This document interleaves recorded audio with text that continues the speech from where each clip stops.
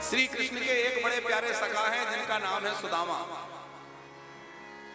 साथ में गुरुकुल में पढ़े हैं, बाल्यकाल की मैत्री है। और सुदामा बड़े भगवत भक्त हैं, अकिंचन हैं। वृक्त इंद्रियार्थेषु, कभी भी मन में कोई लालच नहीं रहता, कोई लालसा नहीं रहती कि ये पाना है, ये करना है। बस केवल एक ही लालसा लगी रहती है, कन्हैया तुम्हें कि नजर देखना है, कन्हैया तुम्हें कि नजर देखना है। कि दर्शन को नैना तपे, वचन सुनन को कान, और मिलने को हीरा तपे, जिए के जीवन प्राण। गोवर्धन बारे साबरे, तुम बिन रहो न जाए। कोई लालसा मन में नहीं है, भगवत दर्शन की लालसा मन में बनी रहती है। सुदामा जी का चरित्र प्रारंभ करते हुए सुखदेव जी ने कितनी विशेषताएं लिखी हैं। पहली विशेषता है कृष्णस्यासीद सखा, श्री कृष्ण के सखा है। हम लोग भगवान से कोई संबंध नहीं स्थापित कर पाते कि भगवान मेरे सखा हैं, कि मेरे पिता हैं, कि मेरे स्वामी हैं, कि मेरे पुत्र हैं। कुछ ना कुछ भगवान को अपना मान लें, एक संबंध कोई भगवान से बनाए। या तो भगवान को अपना मित्र बना ले, पति बना ले, भाई बना ले, गुरु बना ले, बेटा बना ले, पिता बना ले, जो मर्जी बना लीजिए। और हम तो कहते हैं जीवन में जिसकी कमी हो उस स्थान पर कन्हैया को रख लीजिए। भाई नहीं है, कन्हैया को मान लीजिए। पति नहीं रहे, उन्हीं को, कृष्ण को मान लीजिए। आप जो भी संबंध स्थापित करेंगे, ठाकुर जी उस संबंध को बड़ी दृढ़ता पूर्वक निभाएंगे। संसार का संबंधी तो समय आने पर मुकर जाएगा, पीठ दिखा देगा, लेकिन प्रभु कभी नहीं मुकरेंगे। आपने जो संबंध जोड़ा है, ठाकुर जी उस संबंध को निभा के दिखाएंगे, और बड़े अच्छे ढंग से निभा के दिखाएंगे। तो सुदामा जी का पहला तो ये वो परिचय है कि वो श्री कृष्ण के सखा है, संबंध पुष्ट है। दूसरी बात, ब्राह्मण कुल में उत्पन्न हुए हैं। दूसरी बात, ब्रह्म विद्या से समन्वित हैं, ब्रह्म विद्या से परिपूरित हैं। और तीसरी बात, उस ब्रह्म विद्या के अनुसार उनमें आचरण भी है। श्रोत्रिय जी ज्ञानी बहुत मिल जाएंगे, लेकिन आचरण में बहुत कम लोगों को मिलेगा। बातें तो हम भी यहां बैठ के बढ़िया बढ़िया करते हैं, लेकिन आचरण में थोड़ी ला पाते हैं। तो ज्ञान होना अलग बात है और आचरण में उतरना अलग बात है। ज्ञान तो रावण को भी बहुत था, कमी थी ज्ञान की। चारों वेद रावण को याद है, लेकिन आचरण नहीं है। हमारे यहां आचरण की पूजा है। सुदामा जी का जैसा ज्ञान है वैसा उनका आचरण भी है। वृक्त इंद्रियार्थेषु, एकदम वृक्त रहते हैं, कोई आसक्ति नहीं, कोई अनुरक्ति नहीं। इंद्रियों पर पूरा निग्रह है, जितेंद्रिय हैं, प्रशांत आत्मा है। प्रशांत आत्मा किसको कहते हैं साहू जी? भगवान शांत हैं और सुदामा जी प्रशांत हैं। प्राउपसर्ग और लगा हुआ है। क्यों? किसी भी वाक्य में जब कोई उपसर्ग लग जाता है तो उसका विशिष्ट अर्थ हो जाता है। जैसे संग और उसमें सु उपसर्ग लग गया तो सुसंग, तो विश्लेषण हो गया ना। ऐसे ही शांत में प्र उपसर्ग लगा हुआ है, यहाँ प्रशांत आत्मा। शांत वह है जो क्रोध नहीं करता, प्रशांत वह है कि क्रोध का प्रबल से प्रबल कारण उपस्थित होने पर भी क्रोध नहीं करता। कोई हमें गाली दे रहा है, हमारा तिरस्कार कर रहा है, हमारी निंदा कर रहा है, हमें अपमानित कर रहा है, फिर भी हम क्रोधित ना हो। वो प्रशांत है। माने सहज रूप में शांत रहे वो शांत, पर क्रोध का प्रबल कारण उपस्थित होने पर भी जो क्रोध ना करे वह प्रशांत। आप जो है निरंतर भगवत चिंतन में, भगवत भजन में लगे रहते हैं, विद्वान हैं, ब्राह्मणों के बालकों को शिक्षा देते हैं, वेदाध्ययन कराते हैं, और गुरु दक्षिणा में थोड़ा कुछ मिल जाता है तो उसी को भगवान का भोग लगाकर अतिथि सेवा करके पा लेते हैं।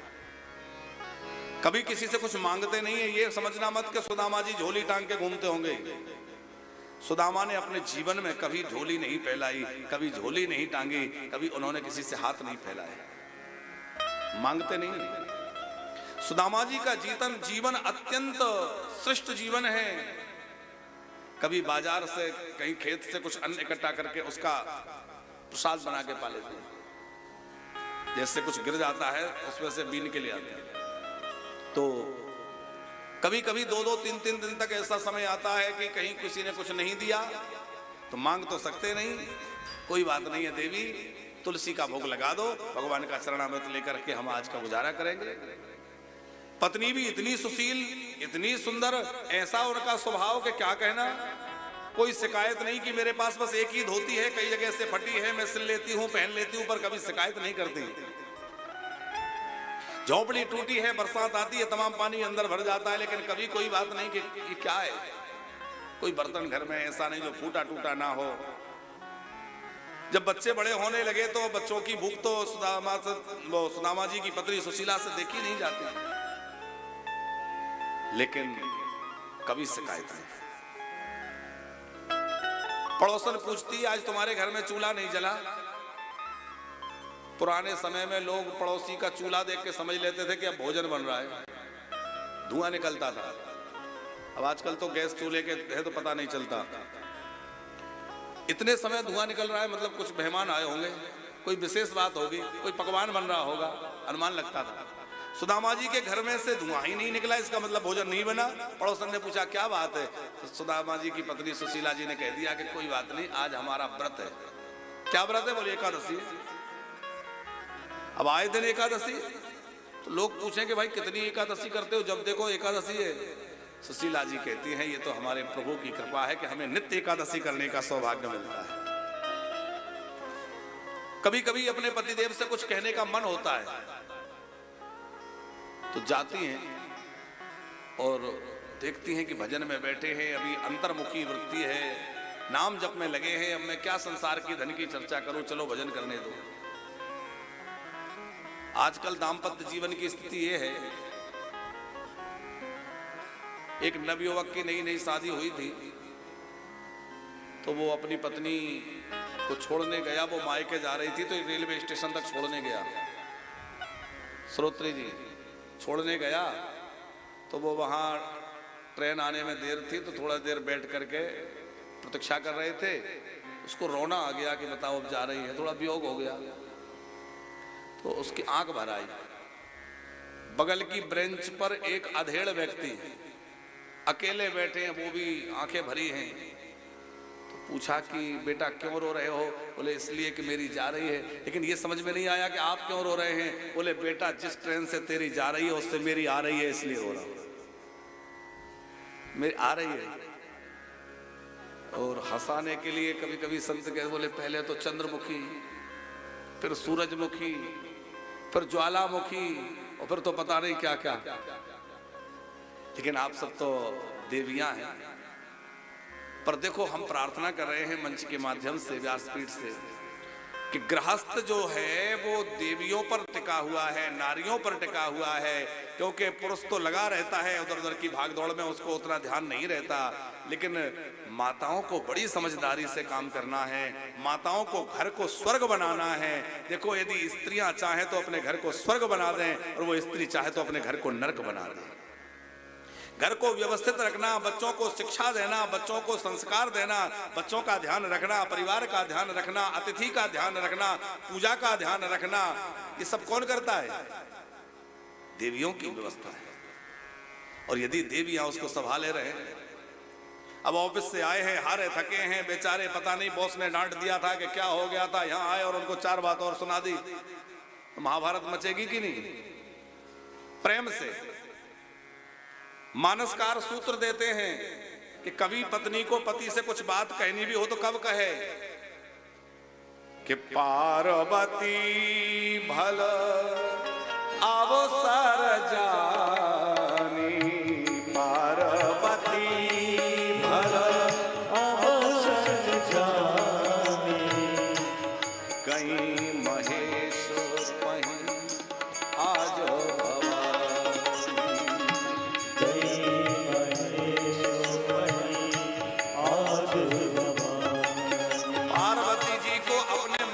बात भोले बाबा से कहनी थी तो कब कही? बोले पार्वती भल अवसर जानी, सही समय जान करके बात रखें। अब वो भोजन कर लिए हैं, स्वस्थ चित्त बैठे हैं, बच्चों से हास परिहास कर रहे हैं, थोड़ी मधुर वार्ता हो रही है, उस बीच में अपनी कोई मांग है, कोई बात है, कोई इच्छा है, कहें। पति की भी पूरी जिम्मेवारी है कि पूरे दिन से बेचारी घर में लगी है, सफाई में लगी है, बच्चों में लगी है और व्यवस्था में लगी है। वो आकर कहने लगे तुम दिन भर क्या करती रहती हो, क्या किया? तो बेचारी को कितनी ठेस लगेगी, मैं पूरे घर को सजाती हूँ, संभालती हूँ, इतना परिश्रम करती हूँ, और आकर के आंख दिखाते कि करती क्या हो घर में बैठ के? नहीं, एक दूसरे की भावनाओं को समझ के उनका आदर करते हुए जीवन जिए, तभी गृहस्थ जो है सदग्रस्त बन पाते हैं और घर ही स्वर्ग बन जाता है साहब। और गृहस्थी का जीवन तो आनंद का जीवन, इसको कलह का जीवन नहीं बनने देना है। सुशीला तो अत्यंत विनम्र स्वभाव की हैं, कभी कोई मांग नहीं, कभी कोई बात नहीं, झगड़ा करने का तो प्रश्न ही नहीं उठता। लेकिन आज जब सुदामा जी भजन से उठे तो सुशीला ने कुछ कहा, समय देखा कि आज ठीक समय है। प्रभु स्वामी आप बार बार कृष्ण कृष्ण कृष्ण पुकारते रहते हैं, कई बार कथा भी सुनाते हैं कि वो आपके बाल्यकाल के मित्र हैं। और इतना सुनते ही तो सुदामा जी भावुक हो गए, कृष्ण का नाम सुनते ही रोम रोम खिल उठे, नेत्र भर आए और सुदामा जी की आंखें डबडबा रही हैं। देवी कृष्ण तो मेरा प्राण प्यारा सखा है। सुशीला ने कहा जब इतने प्यारे मित्र हैं तो कभी मिलने जाने की नहीं सोचते? अरे कभी तो जाओ, उनका दर्शन करके आओ। सुदामा जी बोले देवी बात तो तुम बहुत बढ़िया कह रही हो, इच्छा तो बहुत होती है कि मैं भी जाकर के उनका दर्शन करूं, लेकिन सोचता हूं ये फटे हाल मेरी ये परिस्थिति, कैसे जाऊंगा, क्या होगा, बहुत सोच विचार में रह जाता हूं। सुशीला ने कहा नहीं नहीं आप जाइए, आप जाएंगे तो आपको तो प्रसन्नता मिलेगी ही, श्री कृष्ण भी बहुत प्रसन्न होंगे कि मेरा मित्र मुझसे मिलने आया है, और श्री कृष्ण प्रसन्न होंगे। ये बात सुनकर सुदामा जी को लगा कि तब तो निश्चित जाना चाहिए। सुदामा जी कुछ लेने नहीं गए, सुदामा जी तो बस श्री कृष्ण को आनंद प्रदान करने गए हैं कि मेरा दर्शन करके शायद उनको अच्छा लगेगा, और फिर मेरी अखियां भी तो निरंतर उनके दर्शन के लिए लालायित रहती हैं। सुदामा जी कहने लगे कुछ उपहार, थोड़ा चावल घरों से मांगकर सुशीला लाई है, पोटली बना के दी है। सुदामा जी चल दिए, दुर्बल देह है, भूखे भी हैं, पर कृष्ण मिलन की लालसा है, अत्यंत व्याकुलता है, कब पहुंच जाऊं, कब दर्शन हो जाए, कितना जल्दी पहुंच जाऊं। दौड़ने लगते हैं, ठोकर लग के गिर जाते हैं, उठ के फिर चलने लग जाते हैं। एक जगह तो गिर के रह गए, अचेत हो गए। श्री कृष्ण ने सब समझ लिया, भोजन करने बैठ रहे थे, जैसे ही ग्रास लिया मुख में नहीं जा पाया, रख दिया। रानियों ने पूछा हुआ क्या? बोले आज मेरा मित्र भूखा है, जब तक उसको नहीं खिलाऊंगा मैं नहीं खाऊंगा। पर सुदामा तो कई दिन के भूखे हैं, आज ही क्यों भोजन त्यागा? बोले अभी तक वो अपने घर में था, अब मेरी राह पर निकल पड़ा, और जब भी कोई मेरी राह पर निकल जाता है तो जिम्मेवारी मेरी होती है उसको खिला के खाने की, पहले उसको खिलाऊंगा। गरुड़ जी को भेजा है, गरुड़ जी आए, मूर्छित अवस्था में सुदामा जी को उठा करके द्वारिका के समीप छोड़ दिया। चेत आने पर सुदामा जी द्वारिका की ओर बढ़े, और जब नगरी में पहुंचे तो किसी से पूछा कि भैया यहाँ मेरा मित्र कृष्ण रहता है, वो कहाँ है? किसी भावुक व्यक्ति ने कहा कि ब्राह्मण देवता ये जितने महल दिखाई दे रहे हैं ये सब द्वारिका नाथ के हैं, ये मुख्य महल रुक्मणी जी का है, यहीं आप प्राय प्रभु विराजते हैं, आप जाइए। कई लोग कहते हैं वो द्वारपालों ने अपमान कर दिया, ऐसी बात कहीं नहीं लिखी। द्वारपालों ने कहा कि कुछ चाहिए तो हमें आज्ञा करिए, प्रभु इस समय विश्राम कर रहे होंगे, यदि कुछ चाहिए तो आप हमें कहिए। लेकिन सुदामा जी बोले कि और कुछ नहीं चाहिए, बस एक ही लालसा है कि चाहे दूर से ही सही पर किसी प्रकार एक बार मेरे प्रभु का मुझे दर्शन करा दो। तब तो द्वारपालों ने एक दरबान को भेजा है। दरबान ने जाकर के प्रणाम करते हुए कहा, प्रभु द्वार पर एक दीनहीन दुर्बल ब्राह्मण आए हैं, पैरों में जूतियां नहीं है, सर पे पगड़ी नहीं है, वस्त्रों में कोई ठिकाना नहीं है, और वह बार बार कृष्ण कृष्ण पुकार कर आपका नाम लेते हुए आपको अपना मित्र कह रहे हैं और अपना नाम सुदामा बतला रहे हैं। इतना सुनते ही ठाकुर जी उठकर खड़े हो गए, दौड़ने लगे, उनके छत्र चबर छूट गए, पदत्राण छूट गए, बावरे होकर भाग रहे हैं, व्याकुल होकर भाग रहे हैं। प्रभु भागते भागते भागते जो है एक डेढ़ी, दूसरी, तीसरी, चौथी, पांचवी, छठवीं, सातवें द्वार पर सुदामा खड़े हुए हैं। और जैसे अपने मित्र को आया हुआ देखा, हृदय से लगा लिया, प्रगाढ़ आलिंगन प्रभु ने किया है और लेकर के आए हैं और अपने सिंहासन पर बिठा दिया है। रुक्मणी जी से कहा, ब्राह्मण के चरण धोने जल लाओ। रुक्मणी जी जल लाती, उसके पहले प्रभु इतने करुणा से भर गए कि नेत्रों के जल से ही पैर धो डाले।